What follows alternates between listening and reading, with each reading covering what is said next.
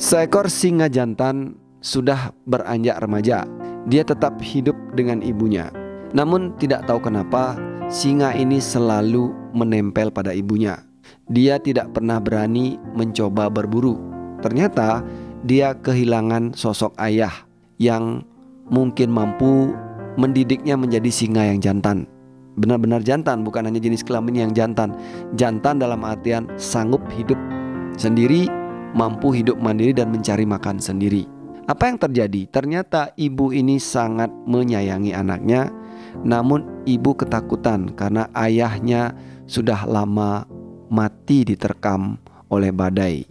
Apa yang sungguh-sungguh terjadi pada anak ini adalah dia kehilangan figur seorang ayah dan juga tidak mendapatkan figur itu pada ibunya. Dia sangat berani pada ibunya. Dia selain manja, dia tidak memiliki rasa takut pada ibunya, tidak juga rasa takut dan rasa hormat pada ibunya. Dia sayang pada ibunya tetapi ia tidak memiliki rasa hormat. Apa yang terjadi? Saat ia melakukan kesalahan, tidak ada singa yang melarangnya, tidak ada singa yang menghukumnya, tidak ada yang berani menyalahkannya.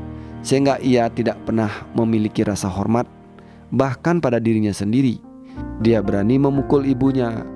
Bahkan ia menggunakan taring-taring dan cakar-cakar yang tajam untuk melawan ibunya. Sungguh disayangkan, namun apa yang terjadi kemudian?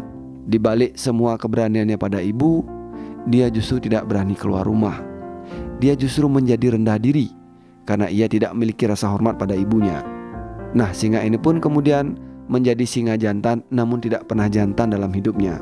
Nah, dia kehilangan kemampuan sebagai seorang singa karena ia tidak memiliki keberanian untuk tampil dan dia tidak punya figur yang bisa ia tiru sebagai figur yang ditakutinya ataupun dihormatinya. Nah, apa pesan dari cerita ini adalah sebagai manusia kita perlu hormat pada orang tua kita. Kita perlu memiliki seorang figur yang bisa mengarahkan kita, bahkan memberikan kita saran saat kita salah.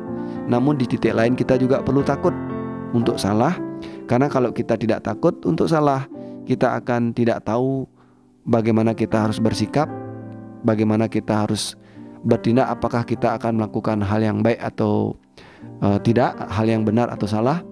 Kita perlu bimbingan, kita perlu diberikan suatu arahan supaya kita akhirnya memiliki rasa hormat. Nah, rasa hormat pada ayah dan ibu kita akan membuat kita merasa hormat pada diri kita, dan ini akan membuat kita memiliki satu kepercayaan diri sehingga kita tidak menjadi rendah diri.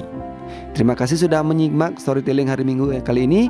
Sampai jumpa di storytelling minggu depan.